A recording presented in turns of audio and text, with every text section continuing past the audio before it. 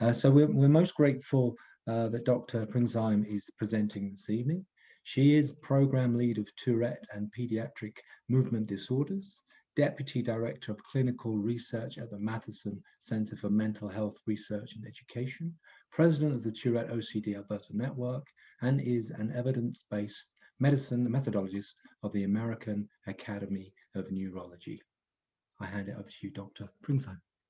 Thank you, Julian. And thanks to you who are attending. I'm really happy to have you here. Since we're a small group, I really want you to feel free to speak up and ask questions. It would be great if this was a conversation. So I don't want anybody to feel shy or embarrassed about asking a question. This is a chance to ask those questions that that you need answers to. I need to talk to a doctor about. So I'm really happy. If you can raise your hand or you can just speak, and I'll stop and we can have that conversation. So my objectives are to review commonly used medications for the treatment of Tourette syndrome and OCD, to discuss potential adverse effects associated with the use of medication, and discuss how we can prospectively monitor medication safety and how to mitigate potential adverse effects. So before I talk about medication, I guess I just want to start by reinforcing that behavioral therapies are really important for both Tourette syndrome and OCD. So for OCD, exposure and response prevention, cognitive therapy, and mindfulness-based therapy all have evidence to support their use as first-line interventions for the treatment of OCD. And for Tourette syndrome, the comprehensive behavioral intervention for tics, which includes as its main component habit reversal therapy, is also a first-line intervention for the treatment of tics. So when we talk about medications for obsessive compulsive disorder, the first-line medical treatment are selective serotonin reuptake inhibitors. And these medications are very commonly used for anxiety and depression as well. So the drugs in this class include fluoxetine, sertraline, fluvoxamine, paroxetine, citalopram, and escitalopram. And as you know, they all have two names, their generic name and their trade name. So I've listed those adjacent. So how do SSRIs work? So what they do is they increase the levels of serotonin in the brain. And serotonin is a neurotransmitter. It's a chemical messenger that acts between neurons, which are the cells in the brain. And the serotonin levels in the brain are increased by blocking the reuptake of serotonin into neurons, making the serotonin more available. So we have randomized controlled trials. That's the sort of gold standard for evaluating a new treatment, where we've compared different SSRIs to a placebo tablet in children, youth, and adults with obsessive compulsive disorder. And these trials have been done for 5 out of the 6. So, and have found that SSRIs are comparatively effective, meaning there's not really big differences between sertraline and fluvoxamine, et cetera. Now, 40 to 70% of people with OCD will show an improvement with an SSRI, and remission will occur in 25%. And when I say remission, I mean that their OCD symptoms are minimal. So usually we would count remission as a score less than 6 on the Yale Brown Obsessive Compulsive score. So the score would be very low to be considered remission. And I just want to contrast that with cognitive behavioral therapy. Now, 90% of people with OCD will show an improvement with outpatient cognitive behavioral therapy, and remission, again, will occur in 25%. Now, there is also residential intensive cognitive behavioral therapy. So that's when you live at the treatment center and you have an intensive intervention. And with these intensive cognitive behavioral therapy programs, 50% of people are asymptomatic by the time they leave treatment. So how are they used in OCD? So usually doses are started low and they're increased slowly over a period of weeks based on the response to the treatment. Now, the effect on anxiety is pretty fast. Most people will notice an improvement in their anxiety within 2 to 4 weeks of starting the medication.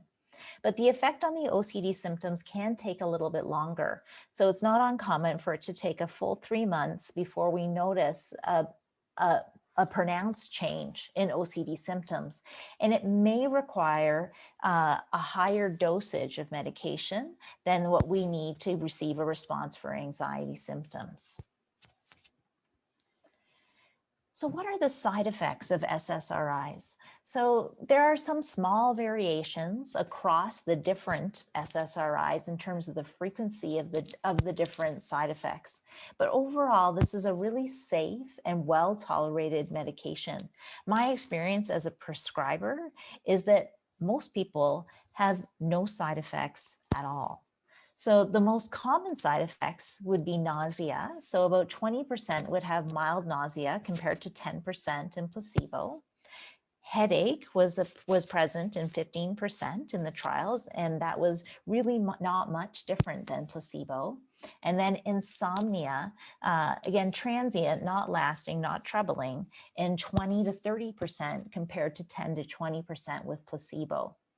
Other adverse effects seen include drowsiness, dry mouth, or dizziness. And SSRIs can cause sexual side effects in 5 to 15% of people.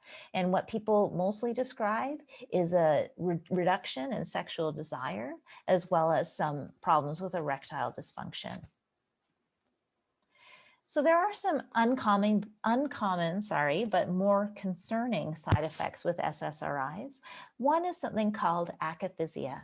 And akathisia is a sense of motor restlessness. So people describe it as an inability to remain seated. They have to get up, pace, move about. And this can be uncomfortable for people. Suicidal thoughts can also occur when SSRIs are started, and there is a black box warning about this in youth in particular.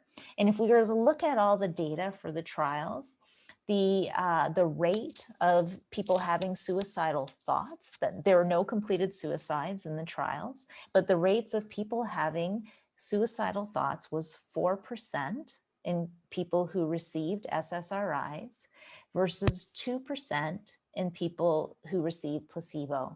So the absolute amount of risk increase is small, but it was statistically significant. And this is why there's a warning about this. There is something called serotonin syndrome. And this is really uncommon with SSRIs and usually only occurs if the drug is combined with another drug that affects serotonin. And symptoms of that would be anxiety, fever, sweating, confusion, or tremor. This is, again, uncommon. I have to tell you that since I've been in practice as a physician, I've actually never seen this in practice. Another thing to be mindful of is that you can get an abnormal heart rhythm with high doses of citalopram. Now, the manufacturers of citalopram recommend that the dose be 20 milligrams or less. And this type of abnormal heart rhythm is only seen in people with high doses, so over 40 milligrams of citalopram, and it's a greater risk in older people. So how do we avoid side effects of SSRIs? So in people who get nausea, taking the medication with food could be helpful.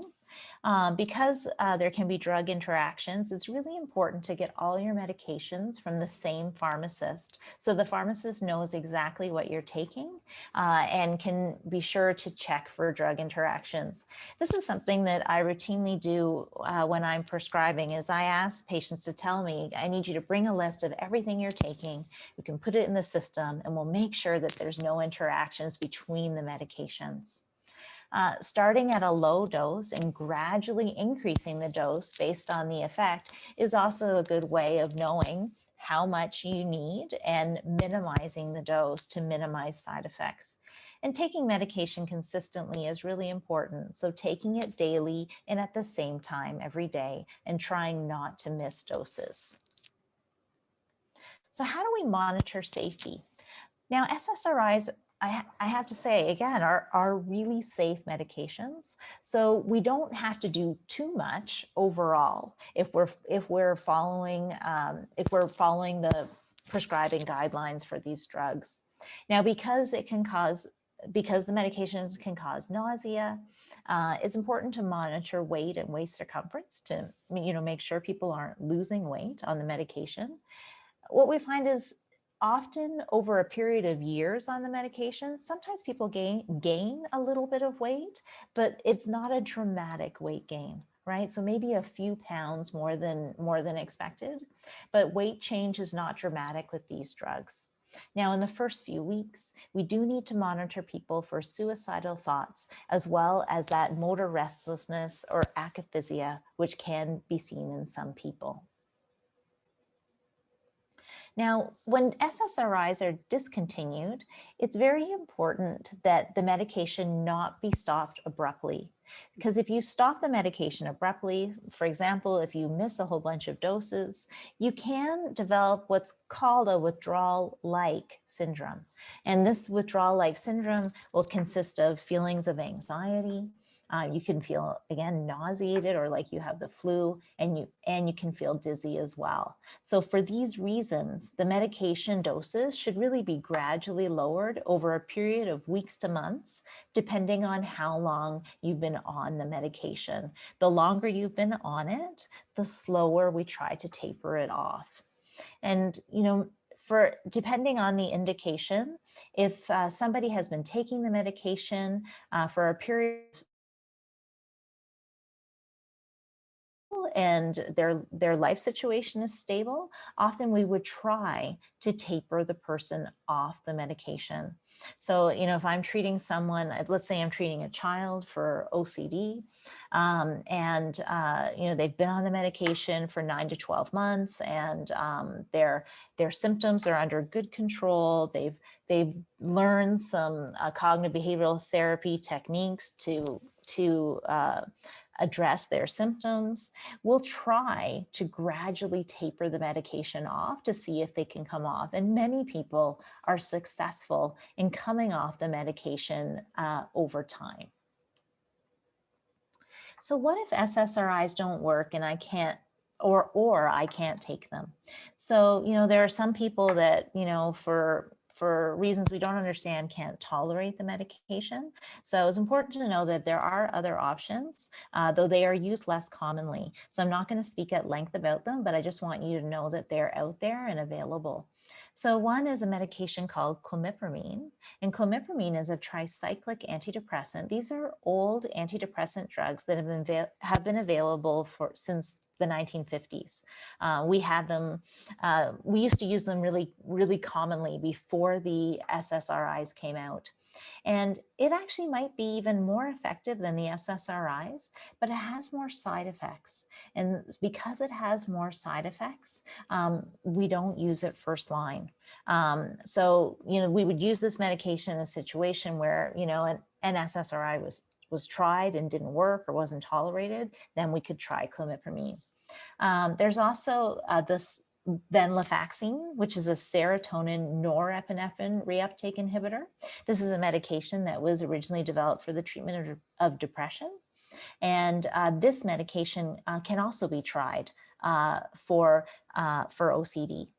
And then there's other adjunctive treatments. An adjunctive treatment is a treatment that you add to an SSRI. So antipsychotics, for example, like risperidone and aripiprazole, are often used in the adjunctive treatment of OCD, and especially OCD that is related to having tics. So some people have tics and OCD. And when this happens, that combination of an SSRI and an antipsychotic can work very well together.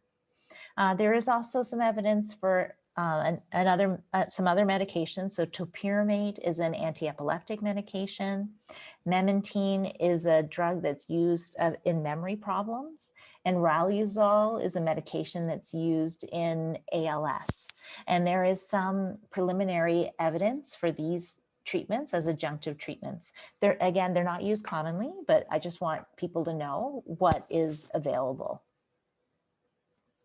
So let's move on to some of the treatments that we use for tics. And we'll start with the alpha adrenergic agonists. And this includes two medications, clonidine and guanfacine. And guanfacine is also known as Intuniv XR. And these are really similar drugs. They're like sister drugs, but guanfacine is a bit more selective than clonidine. So that means that the guanfacine stimulates fewer different types of receptors compared to the clonidine. So it's more specific in its action.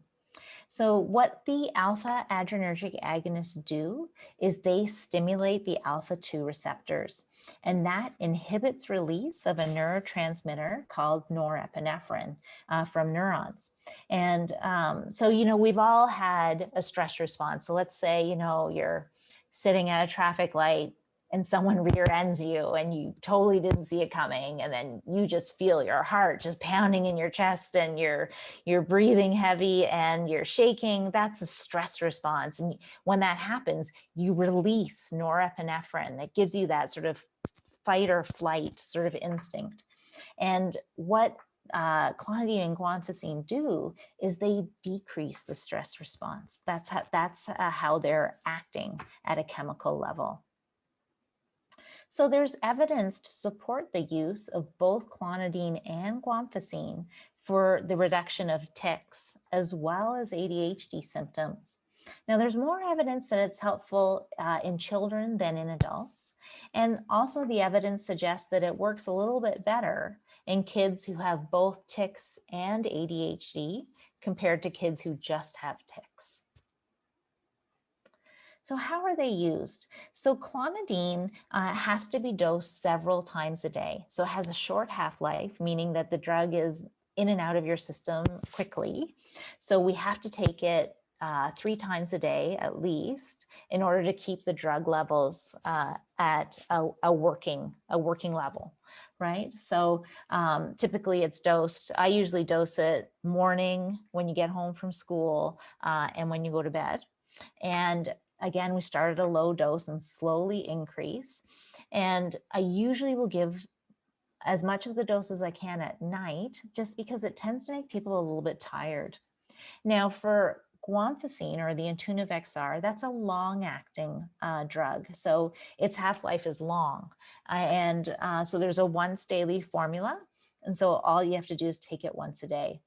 Now with the alpha adrenergic agonist, it can take a while before you see a response. So it can take up to 12 weeks before a noticeable improvement in tics occurs. So what are the side effects of the alpha agonist? So sedation and sleepiness is the most common for sure. Some people get stomach ache. Now these medications, they were first used for the treatment of blood pressure. So they actually lower the blood pressure and lower your heart rate. And if that is a pronounced effect, you can feel dizzy, lightheaded, and faint. If your blood pressure and heart rate are low. So how do we avoid these side effects? So I usually start with nighttime dosing, just so the person can acclimate to that sedative side effect. So, we'll start, okay, for a week, we'll just take it at bedtime, and then I'll introduce some in the morning and the afternoon as the person gets used to the medication. It's important to stay well hydrated if your blood pressure is low. Even just drinking a cup of water can increase your blood pressure. So I tell people, don't get dehydrated while you take this medication. And I also tell people what to do if they get lightheaded, right? So if you think you're going to faint, you need to get your head below your heart. You need to put your head between your knees if you're sitting down. Best thing to do is actually lie down so that gravity helps you and you perfuse your brain. Because when you faint, it's because you're not perfusing your brain adequately. And your brain is trying to get down lower so that you restore that blood flow. Okay, so so I talk to people about what to do if they notice, oh, I'm getting lightheaded, my vision's getting dark. That's what they need to do. So how do we monitor safety? So before I start anybody on clonidine or guanfacine, I want to know what their blood pressure and their heart rate are. And I want to know these values while they're lying down and when they're standing. Because for everybody, there's a change when you go from lying to standing because you're working against gravity. So if the person has a blood pressure lower than 90/60, or a heart rate less than 60, then these probably aren't the best medications because they will cause some change. And then you're more at risk of passing out or feeling dizzy. So, so before starting, those need to be checked. And then with every dosage increase, I always recommend a blood pressure check. So I'll bring people in and just quickly check their blood pressure to make sure they're okay before going up to the next level of the next dosage level. And then I always ask people about sleepiness and fainting. So how do we discontinue these medications? So these medications, like the SSRIs, need to be gradually discontinued. We can't just stop them. We need to bring the dose levels down gradually over a period of a few days. And that's because something can happen called rebound hypertension. So like I said, these medications lower the blood pressure. And if you suddenly take the brakes off, the blood pressure can shoot up. So that's why we need to do this slowly so that that doesn't happen. Okay, so let's move on to the next kind of drug that we can use for the treatment of tics, and those are antipsychotic medications. And we divide antipsychotics into first, second, and third generation antipsychotics. And this is based on sort of when they were developed and their chemical properties. So the first generation antipsychotics have been around for a long time. So they've been around since like the 50s and 60s. And the ones that have been tested for Tourette syndrome are haloperidol, pimozide, and fluphenazine. And these medications block dopamine receptors. Now, then there's the second generation antipsychotics, and these medications came out in the 90s. And the ones that have been tried out in Tourette syndrome for tics are risperidone and ziprasidone. And these medications work by blocking dopamine and serotonin type 2 receptors. And then finally, there's the third generation antipsychotics, and these are partial dopamine agonists, so they work a little bit differently on the dopamine receptor.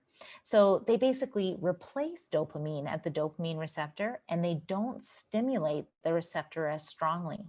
And that results in a lessening of the effect of dopamine at the receptor. And so the only third generation antipsychotic that's been tested in Tourette syndrome is aripiprazole. So antipsychotics are the most well-studied type of medication for tics and Tourette syndrome, and they work fairly well for many people. So they have moderate to large effect sizes in both children and adults with tics. And one of the nice things about these medications is that they work quickly. So within 2 to 3 weeks of reaching the target dose, people start to notice an improvement. So how are they used in people with Tourette syndrome? So we use them to diminish tics. They can also help with aggression and irritability if that is an issue for the person. They can be used adjunctively as a treatment for OCD, like we talked about earlier. And then aripiprazole in particular can also be used for depression. So it will be used as an add-on in someone who has depression that hasn't responded fully to an antidepressant. And the second and third generation antipsychotics are used preferentially rather than the first generation antipsychotics, even though we do have good evidence that the first generation antipsychotics are helpful for tics. Now, the reason why we preferentially use the second and third generation antipsychotics is because of side effects, right? So the first generation antipsychotics are more likely to cause neurological side effects. And in particular, they're more likely to cause drug-induced movement disorders. And I'll talk a little bit more about that on the next slide. The antipsychotics cause metabolic side effects. So that means that they cause weight gain and an increase in the body mass index and an increase in waist circumference. So it causes people to gain weight, and in particular, they gain adipose tissue or fat tissue, usually around the middle. And that's not where you want to gain weight, because that type of weight gain will drive up your lipids. So that will increase your cholesterol and your triglycerides. And if it's severe enough, it can increase your blood sugar and cause fatty liver. So metabolic side effects are definitely something that we see. I did a study within my own clinic, and 20%, so 1 in 5 kids will gain weight when we start these medications. So we're very proactive in measuring these things to keep an eye on it. And so if it happens, we can act quickly. There can be hormonal side effects, in particular with risperidone. So risperidone can elevate a hormone called prolactin. And this is the hormone that women produce when they are breastfeeding an infant. And so if you secrete prolactin, or if your prolactin's increased, it can cause what's called gynecomastia, so enlargement of the breast tissue.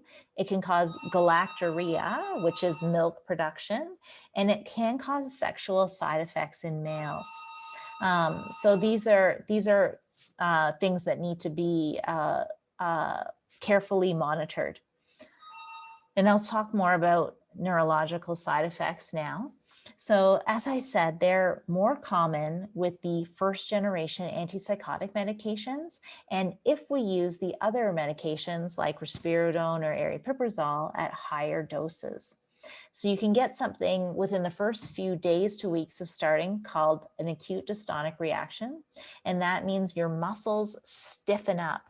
And it's reversible. I warn people about it and say, if that happens, you need to take Benadryl, almost like you're having an allergy to the pill, or you need to come into the hospital so we can give you medication to stop it. So it is something that, it's not permanent, but it can be very scary. It's uncommon with the second and third generation antipsychotics. But when people used a lot of first generation antipsychotics decades ago, this is something that was seen much more often. It can also, the antipsychotics can also cause akathisia. So I mentioned this term before. That's that feeling of motor restlessness, like you need to move. And that's usually a dose-dependent side effect of the medication. It can also cause Parkinsonism. And so Parkinsonism is when you develop symptoms like Parkinson's disease, like stiffness, tremor, shaking, but it's because the drug is limiting your dopamine within your motor system. So it can cause Parkinsonism. It can cause something called tardive dyskinesia. And tardive dyskinesia is a delayed abnormal movement. So usually it occurs more than 3 months after starting an antipsychotic medication. And it's abnormal chewing movements. So it's almost like you're chewing gum. So your jaws are opening and closing. The tongue can move side to side or in and out of the mouth, and the lips can move abnormally.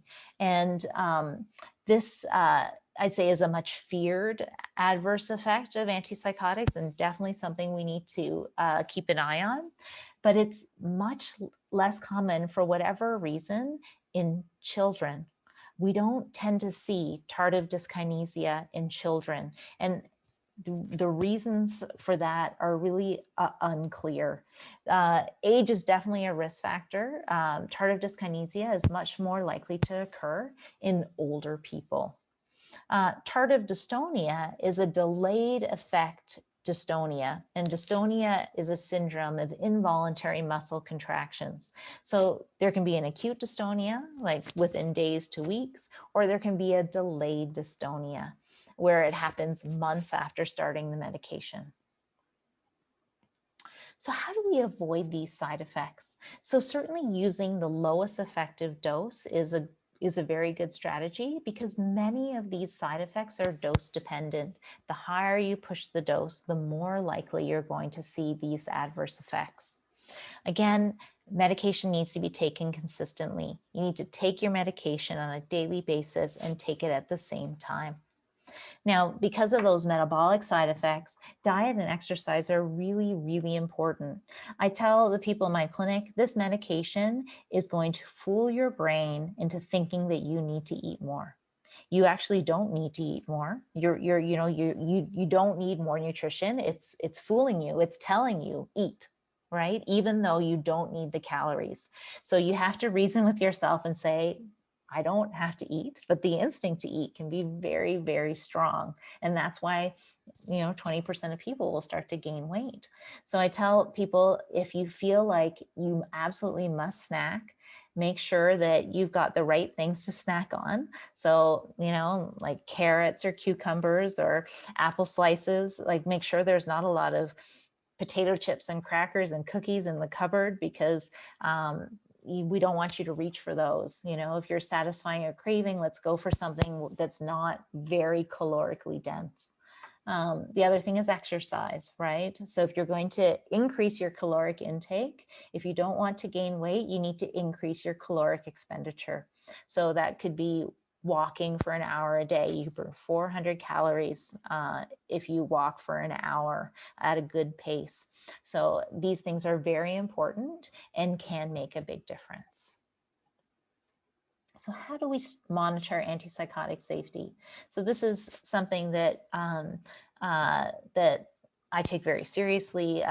We developed an antipsychotic safety monitoring program through my clinic. And so prior to starting medication, we measure height and weight, and we calculate the body mass index. We measure the waist circumference, and we do a very careful neurological examination to make sure that there are no movement disorders other than tics at the baseline. Then we'll also do lab work. So we're measuring the cholesterol, the triglycerides, the blood sugar, liver enzymes, and prolactin, again, to make sure that those are normal before we start the medication. And then I do a physical exam, so the height, weight, waist circumference, and the neurologic exam monthly for the first 3 months, then every 3 months for the rest of the first year, and then yearly thereafter.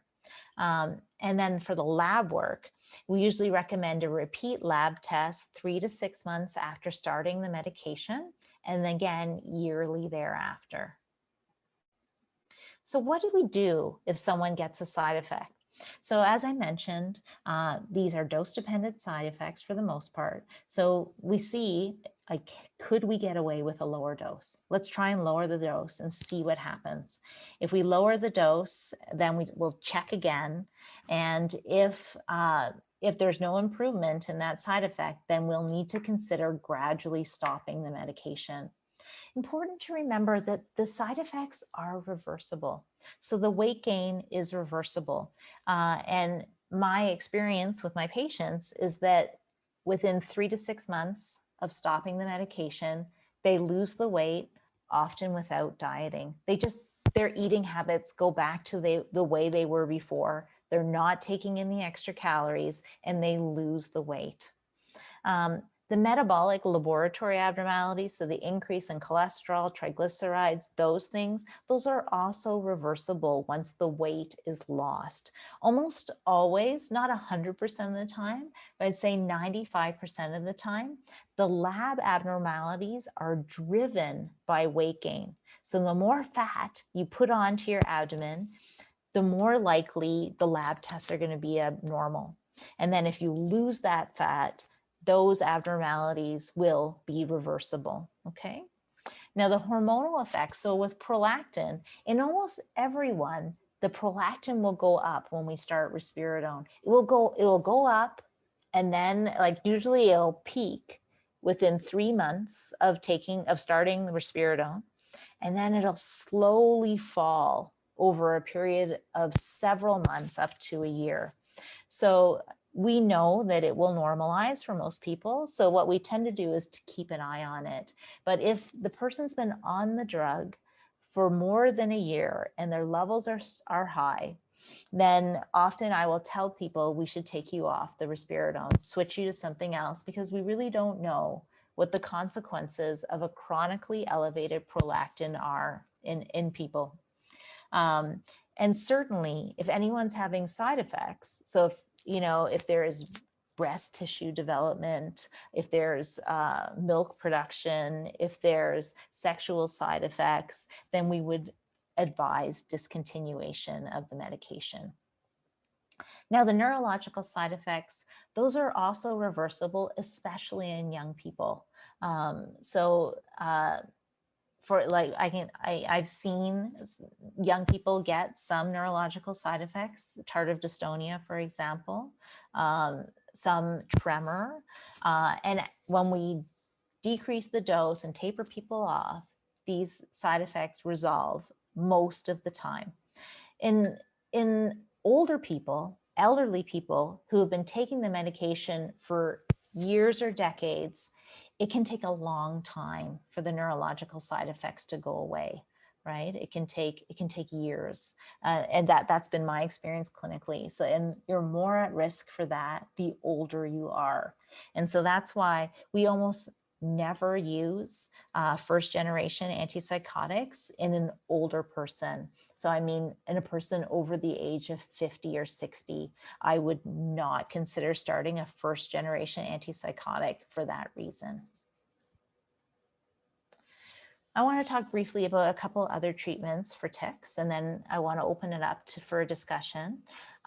So topiramate is an anticonvulsant medication. So it was developed for the treatment of epilepsy, but it's actually the most common reason it's used is to prevent migraine. So it works really well as a migraine preventive. And then we also use it for tremor because it helps for tremor too. Now, this medication is also good for tics.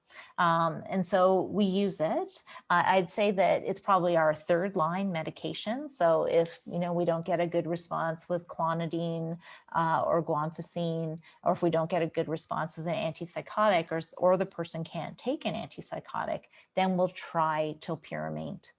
And the side effects of topiramate, it can make you tired. It can cause numbness and tingling. It can cause weight loss. It's like one of the few medications that causes weight loss instead of weight gain. And it can cause kidney stones. So people have to stay well hydrated. Another treatment that we use for tics is botulinum toxin injection. So you've probably heard of Botox. Now, you probably associate Botox with wrinkles and cosmetics, but it was actually developed for neurological disorders. And then people noticed that the wrinkles were better too. And that's why it got super popular. But it was original purpose was for neurological disorders. And we use it for tics. And I can tell you that's probably the most common treatment for tics that I use in adults. Because many adults have tics affecting their face and neck, and they tend not to move. Right. So in kids, their tics move, right? So, you see the child, on January 1st, and they have, a few different tics. And then the next time you see them on July 1st, the tics are in a different part of their body. In adults, the tics tend to stay more fixed in terms of location. And often they're concentrated in the face. So like strong blinks or nose wrinkles or shoulder shrugs or something like that. And they can respond very well to an injection of Botox into those muscles. And the nice thing about Botox is it only goes where we put it. So it has very few systemic side effects. It doesn't give you a sore stomach. It doesn't make you feel nauseated, right? And all effects are temporary. So I find that this is a very popular treatment with my adult patients. There is some pain because I have to use a needle, but it really, it probably takes, it takes less than 10 seconds to do the injection. So it's very quick. And the reason it works is it weakens the muscle that we inject. And so people report feeling less urge to do the movement. So in summary, there are a number of medications that have been demonstrated to be effective for tics and Tourette syndrome and for OCD. And while all medications have the potential to cause adverse effects, they can be safely prescribed. So, I know that a lot of people really are worried about, sorry, I didn't mean to do that. There we go. Are worried about medication side effects, but certainly medications can be prescribed and can be helpful. So I think a proactive approach to monitoring and detecting those adverse effects should be encouraged and may increase people's comfort with using medication. So I hope that people have questions.